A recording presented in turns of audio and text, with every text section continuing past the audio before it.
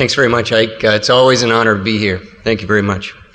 So let's slide right into it here. The two main reasons that I do all my premium implants now in the private setting is number one, access to full refractive service, and number two, financial responsibility. So what do I mean by full refractive service? What I mainly mean is having access to an excimer laser, so preoperatively and postoperatively.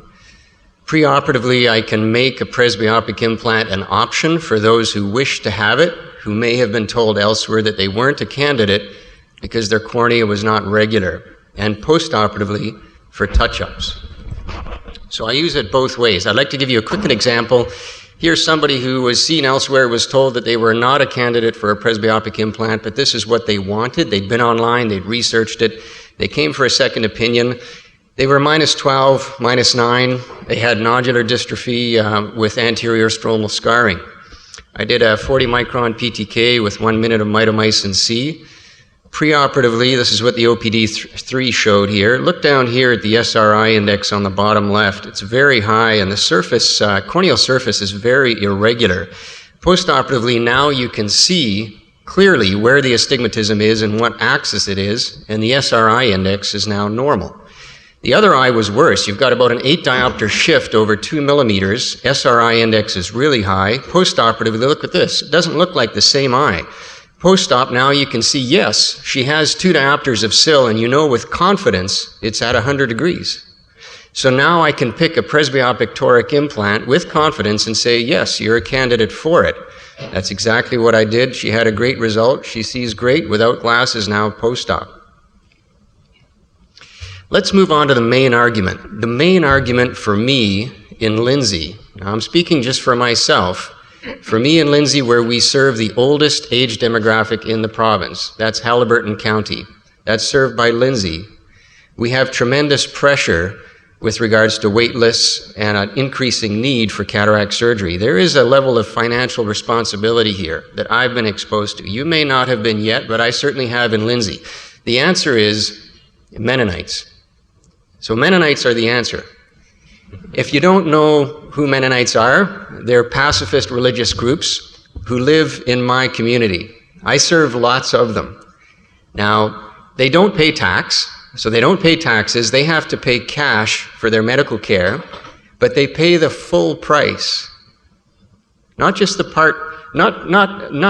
just the partial price. So quite often people make the mistake of thinking that QBP funding is the price of cataract surgery. This is wrong. It's not $500 per case. It's much more than that.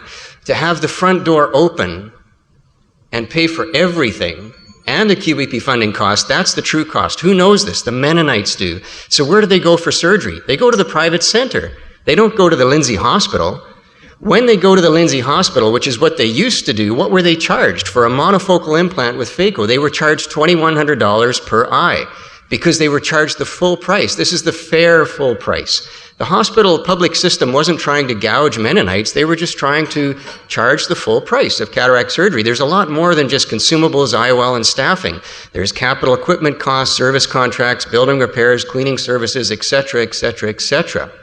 If they want a toric implant, $2,650 per eye. This is in the public system, $2,650 per eye. In the private system, what does the Mennonite pay? $1,550. Where do they go? Population demographics. What's happening with population demographics? Our population is getting older. You cannot debate this. The segment of the population that's over 65 is increasing. The overall percentage is increasing. You cannot debate this. What's happening with ministry funding? It's pretty flat. I mean, the extra allocations we were talking about this morning, they're in the neighborhood of 1 to 2%, generally less than 2%. So it's pretty flat. You can't debate that. So what's happening? The need is doing this. For cataract surgery, our funding is this. Something has to give. So let's look at 2,000 cases, the size of a medium-sized hospital in Ontario, 2,000 cases. What's the cost to the province, the true cost? Not just QBP funding, but the true cost. Let's use a monofocal figure, $2,100. Professional fees of an ophthalmologist and an anesthetist, $450 times 2,000, that's $5.2 million. So $5.2 million is the cost to the province to do 2,000 cases. What is the cost to the province, public funds, if those 2,000 cases are done in a private setting?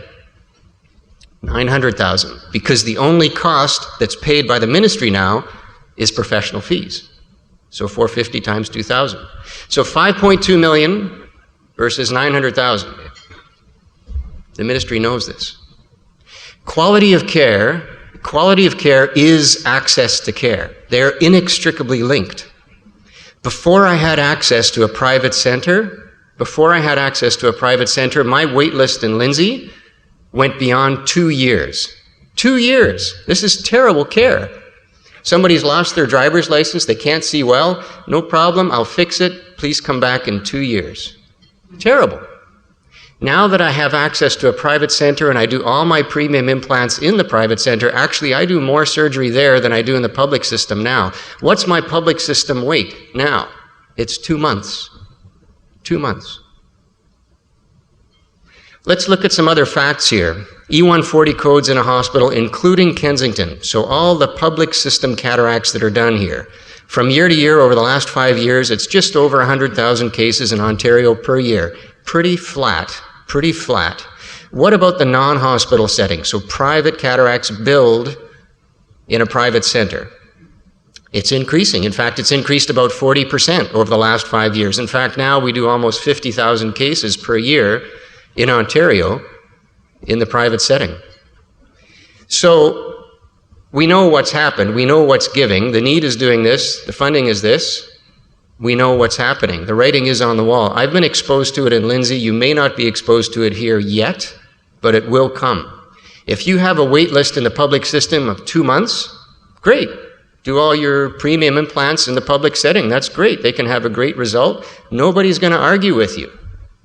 But when you start to feel that pressure and your wait list goes above a year, you may think differently about where those precious public funds should go and who should have access to them. It should be the people who truly need it. And they should have timely access. Quality of care, access to care. Thank you.